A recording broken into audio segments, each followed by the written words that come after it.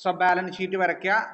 Balance ഷീറ്റിന്റെ liability side asset side കൊടുക്കുക. Liability സൈഡിൽ ഷെയർ ഹോൾഡേഴ്സ് ഫണ്ട്, അതിന്റെ താഴെ share capital reserve, then current liability. ഇത്രയും ഭാഗം കൊടുക്കുക. അസറ്റ് സൈഡിലോ ഫിക്സഡ് അസറ്റ്. കറണ്ട് ലാബിലിറ്റിയുടെ താഴെ ഏതെങ്കിലും ഉണ്ടോ? ക്രെഡിറ്റേഴ്സോ ബാങ്ക് ഓവർ ഡ്രാഫ്റ്റോ ഇനി അത് കാണാനുള്ള ക്ലൂവോ ഒന്നും തന്നിട്ടില്ലല്ലോ. ഫിക്സഡ് അസറ്റ് താഴെ കറണ്ട് അസറ്റ്. കറണ്ട് അസറ്റിന് അണ്ടറിൽ ഏതൊക്കെ ഉണ്ടാവാം? സ്റ്റോക്ക് കാണാനുള്ള ക്ലൂ ഇവിടെ ഉണ്ട്. സ്റ്റോക്ക് ടേൺ ഓവർ റേഷ്യോ ഉണ്ട്. അപ്പൊ എന്തുണ്ടാവും? സ്റ്റോക്ക് ഉണ്ടാവും. പിന്നെയോ ഡെപ്റ്റേഴ്സ് ടേൺ ഓവർ റേഷ്യോ തന്നിട്ടുണ്ട്. ഡെപ്റ്റേഴ്സ് ഉണ്ടാവും. പിന്നെയോ ബാക്കിയുള്ളത് അതൊരു കറണ്ട് അസറ്റ് ആയിട്ട് കൊടുക്കാം. ഇങ്ങനെ എഴുതി വെച്ചാൽ ടോട്ടലിന് ഒരു കോളം കൂടെ വിട്ടിട്ട് താഴെ വർക്കിംഗ് നോട്ട് എന്ന് കൊടുക്കാം.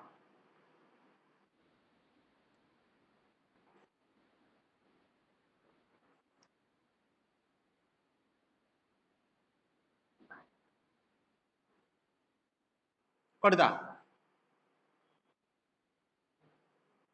കഴിഞ്ഞാ പറയാട്ടോ.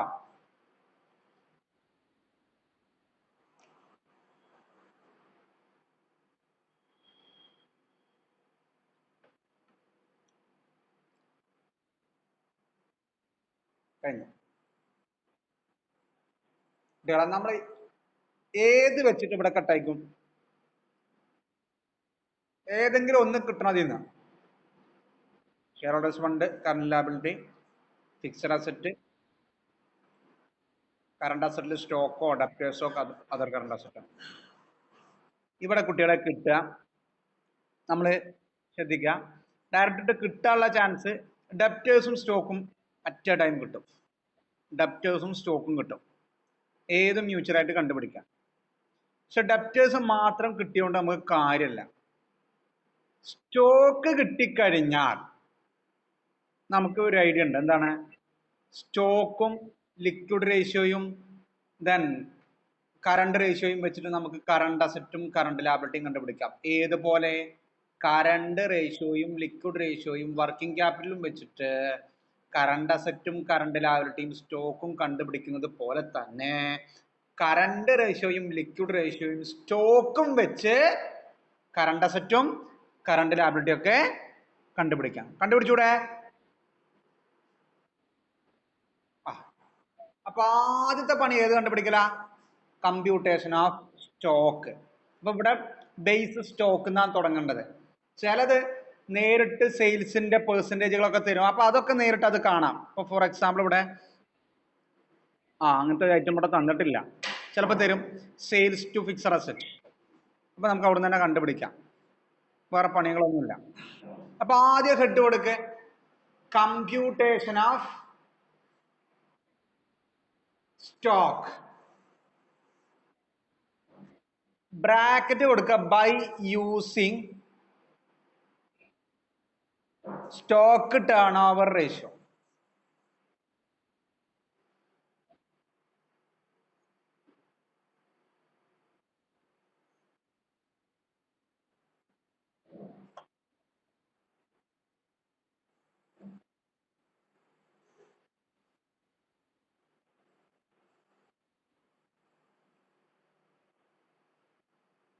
ഏത് വെച്ചിട്ട് കണ്ടുപിടിക്കണ്ടേ?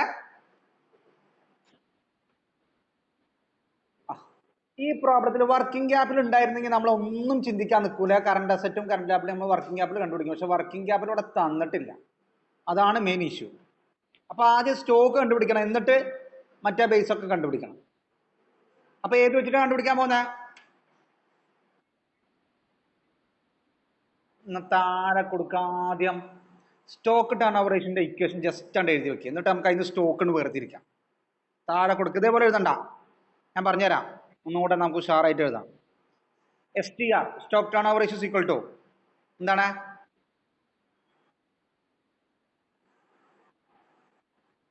എന്താണ് ഇക്വേഷൻ?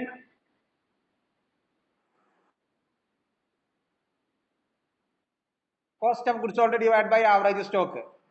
ഇങ്ങനെ ബാലൻസ് ഷീറ്റ് ഉണ്ടാക്കാനുള്ള പ്രോബ്ലത്തിന് ഓപ്പണിംഗ് സ്റ്റോക്കും ക്ലോസിംഗ് സ്റ്റോക്കും സെപ്പറേറ്റ് ഒന്നും തരൂല. അപ്പൊ എന്ത് കൊടുത്താൽ മതി? STR is equal to cost of goods sold divided by stock.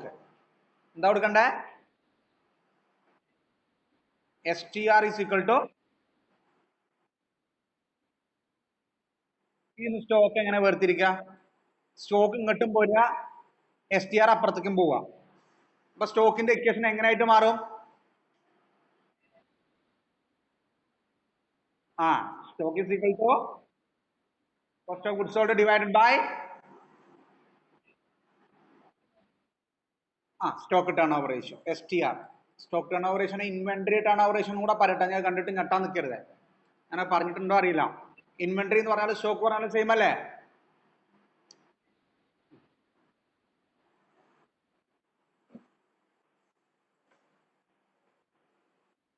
അപ്പൊ സ്റ്റോക്ക് എങ്ങനെ കണ്ടുപിടിക്കുക?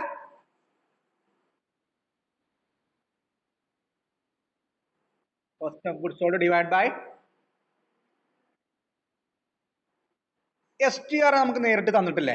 15 തന്നിട്ടില്ലേ? കോസ്റ്റ് ഓഫ് ഗുഡ്സ് സോൾഡ് കിട്ടിയാല് ഡിവൈഡ് ചെയ്ത് കഴിഞ്ഞാൽ സ്റ്റോക്ക് കിട്ടൂലേ? ഇതുവരെ ഓക്കെ അല്ലേ? എന്നാ താഴെ കൊടുക്ക്. കോസ്റ്റ് ഓഫ് ഗുഡ്സ് സോൾഡ് കണ്ടുപിടിക്കേണ്ട ആദ്യം. കോസ്റ്റ് ഓഫ് ഗുഡ്സ് സോൾഡിന്റെ ഇക്വേഷൻ എന്താ? സെയിൽസിന് എന്ത് കുറച്ചാൽ മതി? ഇവിടെ സെയിൽസും GP തന്നിട്ടുണ്ട് അല്ലേ? എന്നാ കൊടുക്ക്. Cost of goods sold CGS is equal to എന്താണ്? സെയിൽസിന് എന്ത് കുറയ്ക്കുക? എന്താണ്? Gross profit. സെയിൽസ് താഴെ കൊടുക്കും. സെയിൽസ് എത്ര?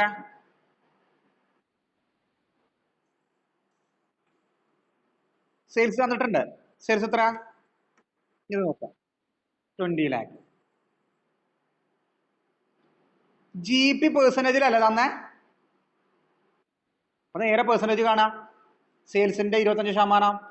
GP കൊടുക്കുക ബ്രാക്കറ്റിൽ, ഗ്രോസ് പ്രോഫിറ്റ് കൊടുക്കുക ബ്രാക്കറ്റിൽ 25%. ഐഫൺ ഇടുക, സെയിൽസിന്റെ 25% കാണാം. GP നമുക്ക് എങ്ങനെ തന്നെ? പെർസെന്റേജ്.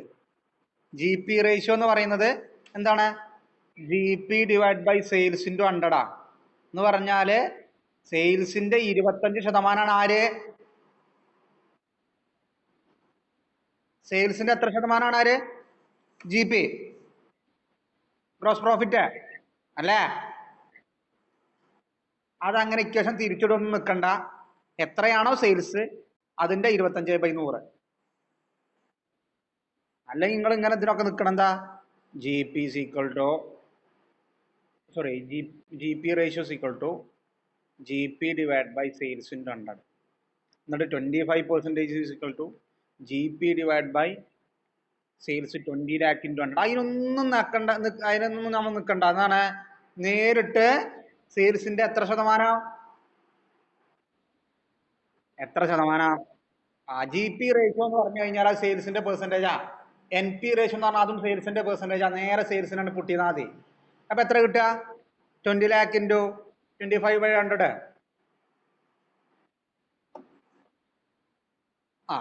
ഇനി 50,000 അല്ല, 5 ലക്ഷം. എങ്ങനെയാ? 20 lakh into 25/100. ഓക്കെ അല്ലേ? കോസ്റ്റ് ഓഫ് ഗുഡ്സ് സോൾഡ് കാണി. കോസ്റ്റ് ഓഫ് ഗുഡ്സ് സോൾഡ് എങ്ങനെയാണ്?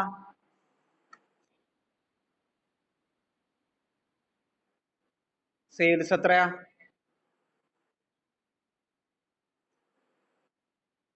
15 lakh ആണ് സെയിൽസ് അല്ല, cost of goods sold. Sales 20 lakh minus GP 5 ലക്ഷം. അപ്പൊ എത്ര വരിക കോസ്റ്റ് ഓഫ് ഗുഡ്സ് സോൾഡ്?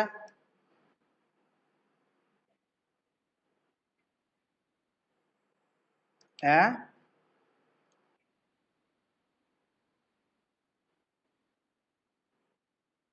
15 ലക്ഷം കിട്ടുന്നുണ്ടോ? CGS 15 ലക്ഷം. നമ്മൾ എന്താ കണ്ടുപിടിക്കാൻ പോണ? സ്റ്റോക്ക് അല്ലേ? സ്റ്റോക്കിന്റെ ഇക്വേഷൻ മുമ്പ് എഴുതിയിട്ടില്ലേ? എന്താ സ്റ്റോക്കിന്റെ equation? Of goods sold divide by എന്നാ എഴുതി നോക്കി. കോസ്റ്റ് ഓഫ് ഗുഡ്സ് സോൾഡ് ഇപ്പൊ എത്രയാ? സ്റ്റോക്ക് ഈസ് ഈക്വൽ ടു അങ്ങനെ തന്നെ കൊടുക്കട്ടോ. Stock is equal to equation എഴുതണ്ട, എമൗണ്ട് കൊടുത്താൽ മതി. എത്രയാ? സെയിൽസ് എത്ര? Sorry, cost of goods sold എത്രയാ? 15 lakh ഡിവൈഡഡ് ബൈ STR എത്രയാ? 15. നോക്കിയാ കിട്ടണ്ട? എത്ര ആൻസർ? അപ്പൊ ആരെ കിട്ടി? സ്റ്റോക്ക് എന്ത് വെച്ചിട്ടാണ് കണ്ടുപിടിച്ചത്? കോസ്റ്റ് ഓഫ് ഗുഡ്സ് സോൾഡ് കണ്ടുപിടിച്ചിട്ട്. ക്ലിയർ ആണോ? എഴുതുമ്പോ കുറെ ഉണ്ട്, പക്ഷെ ചിന്തിക്കാൻ ഒന്നുമില്ല. സെയിൽസിന്റെ 25% GP ആണ്. അപ്പൊ 75% കോസ്റ്റ് ഓഫ് ഗുഡ്സ് സോൾഡ് ആക്കണം. നേരിട്ട് 75% കണ്ടാലും മതി. നമ്മൾ അതൊന്നും ചിന്തിക്കൂല. അതുകൊണ്ടാണ് ഞാൻ ഇങ്ങനെ തന്നെ പറഞ്ഞത്. അങ്ങനെ കാണാം. 25% ഗ്രോസ് പ്രോഫിറ്റ് ആണെങ്കിൽ 75% കോസ്റ്റ് ഓഫ് ഗുഡ്സ് സോൾഡ് ആണ്. 20 ലക്ഷത്തിന്റെ 75% കണ്ടാലും 15 ലക്ഷം കിട്ടും. ആ 15നെ 15 കൊണ്ട് തന്നെ ഡിവൈഡ് ചെയ്താൽ 1 ലക്ഷം. 1 ലക്ഷം കിട്ടണ്ട സ്റ്റോക്ക്. ഇനി ബാലൻസ് ഷീറ്റിന്റെ ഉള്ളിൽ പോയിട്ട് സ്റ്റോക്കിന് എത്ര കൊണ്ടുപോയിട്ട് എഴുതുക? ആ 2 മാർക്കായി.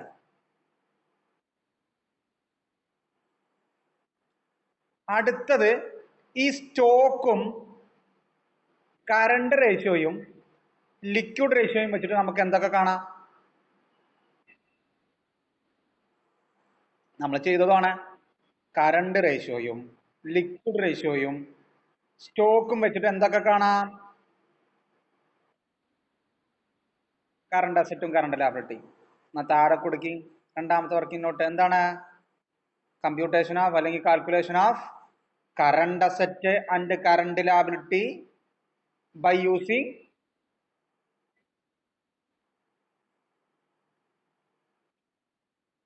Current ratio, liquid ratio and നിങ്ങൾക്ക് അറിയാം, കാരണം നമ്മൾ കുറെ വട്ടം ചെയ്തതാ. Head എഴുതിയാ?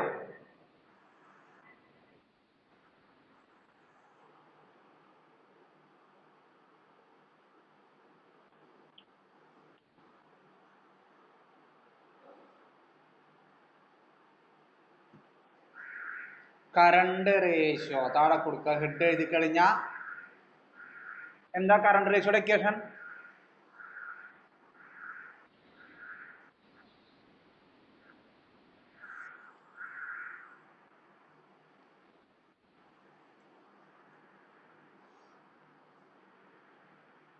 Current asset divide by current liability equal to എത്ര ബൈ എത്രയാ?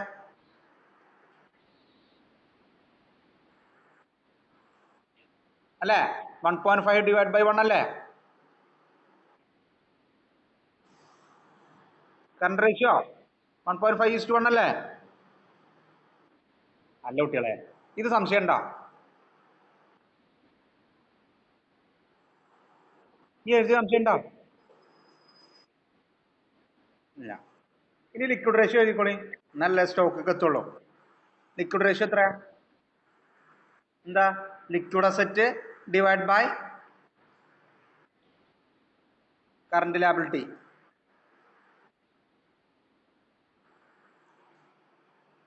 ഇതൊക്കെ അല്ലേ? ഇതൊക്കെ അറിയുന്നുള്ളത് കൊണ്ടിട്ടാ പോണേ. ആ എന്താണ് ലിക്വിഡ് റേഷ്യോയുടെ equation? Liquid asset divided by എത്രയാ? 1.25 ഡിവൈഡ് ബൈ 1 അല്ലേ? അല്ല കുട്ടികളെ, ആ നമുക്ക് അറിയുന്നത് സ്റ്റോക്ക് അല്ലേ? അറിയുന്നത് സ്റ്റോക്ക് അല്ലേ? ബേസ് കാണാണ്. സ്റ്റോക്കിന്റെ ബ്രാക്കറ്റിൽ എങ്ങനെ എഴുതുക? Current asset minus equal to അവിടെ തന്നെ കൊടുക്കുക. എത്രയായിരുന്നു സ്റ്റോക്കിന്റെ എമൗണ്ട്?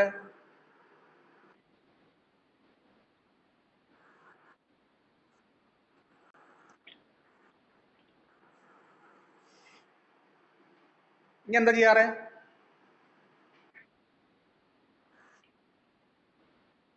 ആ കറണ്ട് അസറ്റിന്റെ റേഷ്യോ 1.5 കറണ്ട് ലാബിലിറ്റിയുടെ 1 ലിക്വിഡ് അസറ്റിന്റെ 1.25 ഇത് നമുക്കറിയാലോ. ഇനി താഴെ എങ്ങനെ കൊടുക്കുക? സ്റ്റോക്ക് ബ്രാക്കറ്റിൽ നിന്ന് കൊടുക്കുക കറണ്ട് അസറ്റിന്റെ റേഷ്യോ 1.5 മൈനസ് ലിക്വിഡ് അസറ്റിന്റെ റേഷ്യോ ഈക്വൽ ടു 1 lakh അല്ലേ? ഇപ്പോഴും ബേസിക്ക് എത്തിയില്ലല്ലോ. ഇനി അങ്ങനെ ബേസ് സ്റ്റോക്ക് 1.5 ന്ന് 1.25 കുറച്ചാല്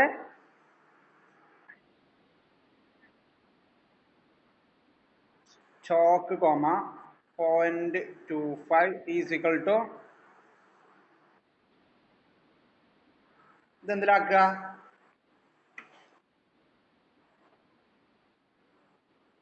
എന്തിലാക്കുക? ബോക്സിലാക്കുക.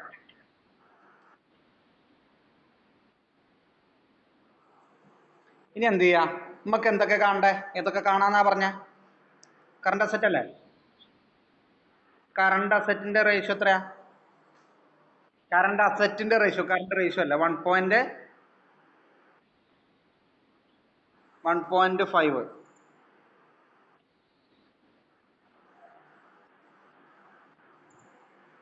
1.5 ബ്രാക്കറ്റ് കൊടുക്കുക ഈസ് ഈക്വൽ ടു എങ്ങനെ കാണാറ്? സ്റ്റോക്കിന്റെ എമൗണ്ട് എത്ര? അറിയുന്ന ഐറ്റംസിന്റെ എമൗണ്ട് ഇൻറ്റു കണ്ടുപിടിക്കേണ്ട റേഷ്യോ ഡിവൈഡ് ബൈ കറണ്ട് സ്റ്റോക്കിന്റെ റേഷ്യോ 0.25. അപ്പൊ 4 ലക്ഷം കിട്ടും. നോക്കി,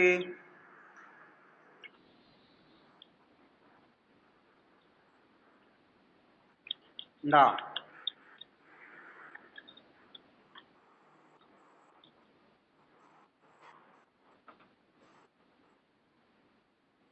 ആറ് 6 ലക്ഷം 6 ലക്ഷം. ഓക്കെ, ഒന്നല്ല, കറണ്ട് ലാബിലിറ്റി ആണ് 4 ലക്ഷം. 6 കിട്ടണ്ടോ?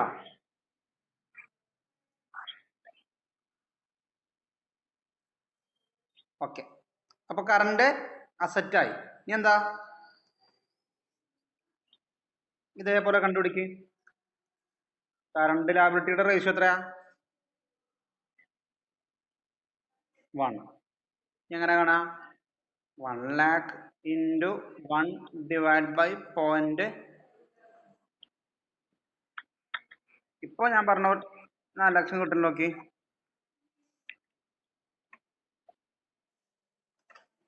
കിട്ടണ്ടോ? അപ്പൊ ആരൊക്കെ? കറണ്ട് അസറ്റുമായി. എന്നാ ബാലൻസ് ഷീറ്റ് കൊണ്ടുപോയിട്ട് കറണ്ട് അസറ്റും കറണ്ട് ലാബിലിറ്റിനും ടോട്ടൽ എഴുതി കൂടെ? അല്ലേ?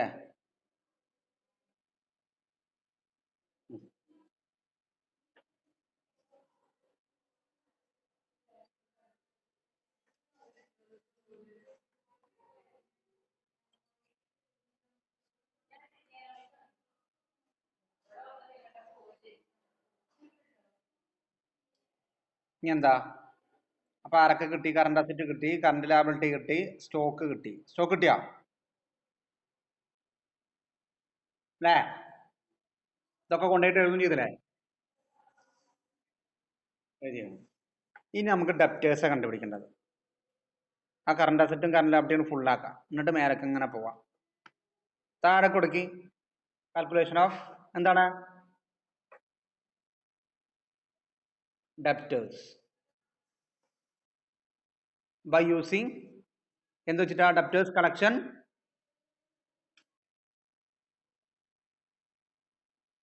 Collection period by using debtors collection period മന്തിലല്ല തന്നെ 1.5 മന്ത്. എളുപ്പ കുട്ടികൾക്ക് കണ്ടുപിടിക്കാൻ. ഡെപ്റ്റേഴ്സ് കണ്ടുപിടിക്കാൻ എളുപ്പമാണ്. ഡെപ്റ്റേഴ്സ് ടേൺ ഓവർ റേഷ്യോ എന്താ?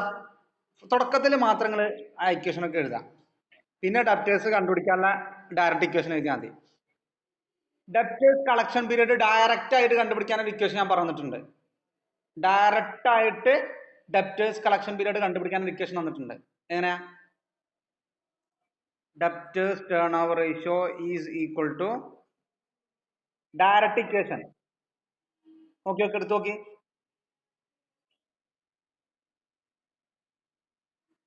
അല്ല, അത് ഡയറക്റ്റ് ഇക്വേഷൻ അല്ല, അത് ഡെപ്റ്റേഴ്സ് ടേൺ ഓവർ റേഷ്യോ കണ്ടുപിടിച്ചിട്ട്, sorry, debtors turnover ratio അല്ല കേട്ടോ, ഡെപ്റ്റേഴ്സ് കളക്ഷൻ പീരീഡ് കണ്ടുപിടിക്കാനുള്ള direct equation. Debtors debtors collection period കണ്ടുപിടിക്കാനുള്ള ഡയറക്റ്റ് ഇക്വേഷൻ ഉണ്ട്. എന്താണ്?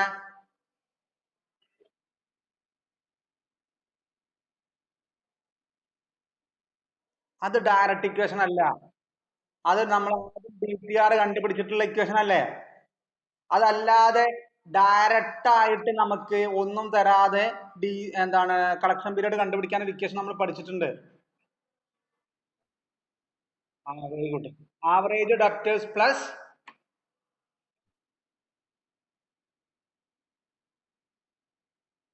യെസ്, എന്താ ഒന്നും കൂടെ, average debtors plus average bills receivable divide by net credit sales into number of days or months in a year.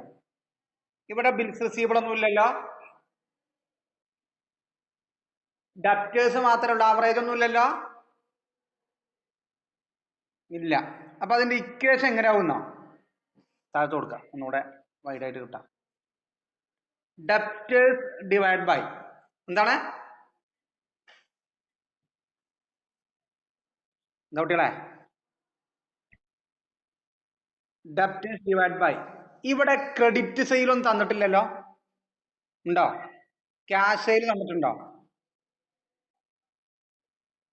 Sales തന്നിട്ടുണ്ട്, പക്ഷെ cash sale തന്നിട്ടുണ്ടോ? ഇല്ല. ഞാൻ അന്ന് തന്നെ പറഞ്ഞിട്ടുണ്ട്, ക്യാഷ് സെയിൽസ് തന്നിട്ടില്ലെങ്കിൽ അസ്യൂം ചെയ്യുക ഫുൾ എമൗണ്ട് എന്താണ്? ക്രെഡിറ്റ് ആണ്. അപ്പൊ ഇക്വേഷൻ എങ്ങനെയാ വെച്ചാൽ debtors divide by sales into months ആണോ ഇയർ ആണോ? ഇവിടെ തന്നെ എന്താ? ഒരു കൊല്ലത്തിൽ എത്ര മാസം? ഇത് എഴുതി വെക്ക്.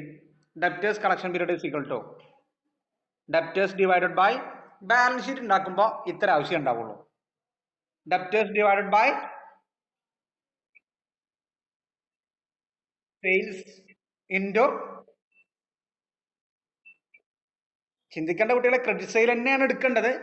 പ്രോബ്ലത്തിൽ ക്രെഡിറ്റ് സെയിൽ കാണാൻ പറ്റുമെങ്കിൽ അത് തന്നെയാണ് എടുക്കേണ്ടത്. പക്ഷെ ഇവിടെ എന്താണ്? ഇവിടെ എന്താ പ്രശ്നം?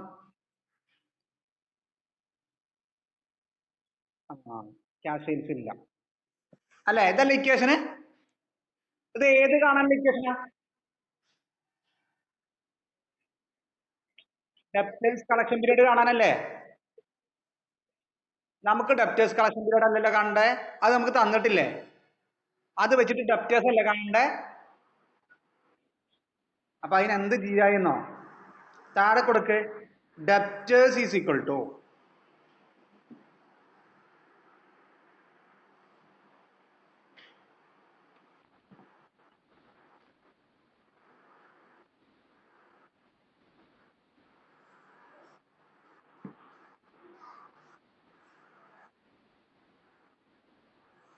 ഡെപ്റ്റേഴ്സ് ഈസ് ഈക്വൽ ടു, എളുപ്പമാണ്.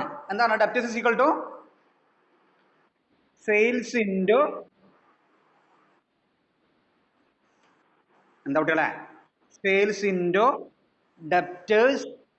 Debtors collection period divided by 12 എടുക്കുക, അല്ലെങ്കിൽ 12, അല്ലെങ്കിൽ എന്താ എടുക്കണ്ടേ? ഡേയ്സ് എടുക്കുക. നമുക്ക് തന്നത് ഇവിടെ എന്താണ്? മന്തിലല്ലേ? മന്തിലാവുമ്പോ താഴെ എന്തെടുക്കുക? ഡിനോമിനേറ്റർ മന്ത് എടുക്കുക. ഇവിടെ 80 ദിവസം തന്നിരുന്ന എങ്ങനെ എടുക്കുക? Sales into 80/365. അത് ചിലപ്പോൾ 360 എന്ന് പ്രോബ്ലത്തിൽ പറയും, അപ്പൊ അതെടുത്താൽ മതി. അപ്പൊ ഇവിടെ എങ്ങനെയാ? Sales into debtors collection period divide by 12 or 365 കിട്ടും. ഇവിടെ 12 അല്ലേ? ഇനി എങ്ങനെ കണ്ടുപിടിക്കുക? താഴെ നേരെ കൊടുത്തേ, debtors is equal to, once again debtors is equal to sales എത്രയാ? 20 lakh. എത്ര മാസമാണ് അവിടെ? 1.5 ഡിവൈഡ് ബൈ 12. ഒന്ന് ചെയ്ത് നോക്കി.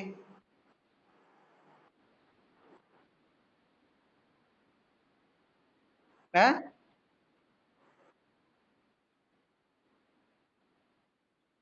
2.50 അല്ലേ? ആ ഓക്കെ, വിചാരിച്ച് തെറ്റിയിരുന്നു. 2 ലക്ഷത്തി. അപ്പൊ എങ്ങനെയാണ് ഡെപ്റ്റേഴ്സ് ഡയറക്റ്റ് ആയിട്ട് കാണാം? സെയിൽസിനെ ആ പീരീഡ് കൊണ്ട് ഇൻഡ് ചെയ്താൽ മതി അല്ലേ? അല്ല കുട്ടികളെ, അങ്ങനെ ആലോചിക്ക്, വൈഡ് ആയിട്ട് ചിന്തിക്കല്ലേ. സെയിൽസിനെ പീരീഡ് കൊണ്ടാ എത്ര മാസം കൊണ്ടാ ഡിവൈഡ് ചെയ്യുക, അത്ര പരിപാടിയേ ഉള്ളൂ.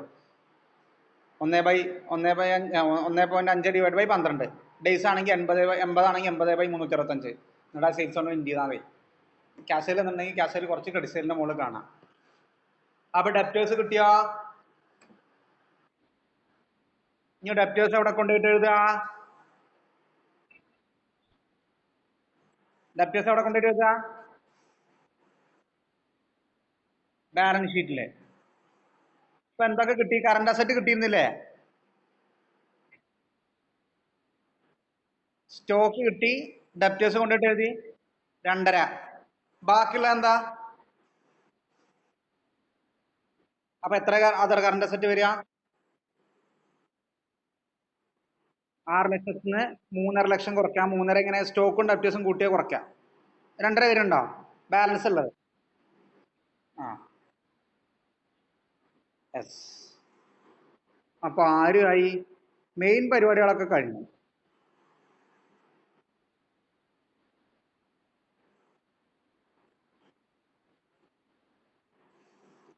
അടുത്ത റേഷ്യോ വന്നിട്ടുണ്ട്, നോക്കി നോക്ക്. ഡെപ്റ്റേഴ്സ് കളക്ഷൻ പീരീഡ് എന്നിട്ട് turnover to fixed asset. ഇപ്പൊ ഹെഡ് കൊടുക്കി computation of fixed asset.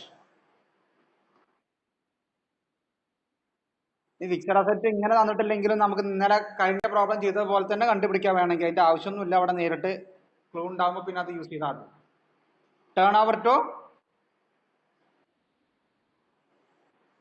Sorry calculation of fixed asset. താഴെ കൊടുക്കത്തോളി ഒരു ഇക്വേഷൻ തന്നിട്ടുണ്ടല്ലോ. ഏതാ? Turn over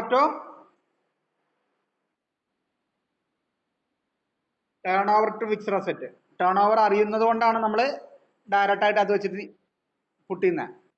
turn over to fixed asset ഐഫോൺ ഇട്ടിട്ട് എഴുതുക. എത്രയാണ്? 1.5. അതിന്റെ ഇക്വേഷൻ എങ്ങനെയായിട്ട് മാറുക? ടേൺ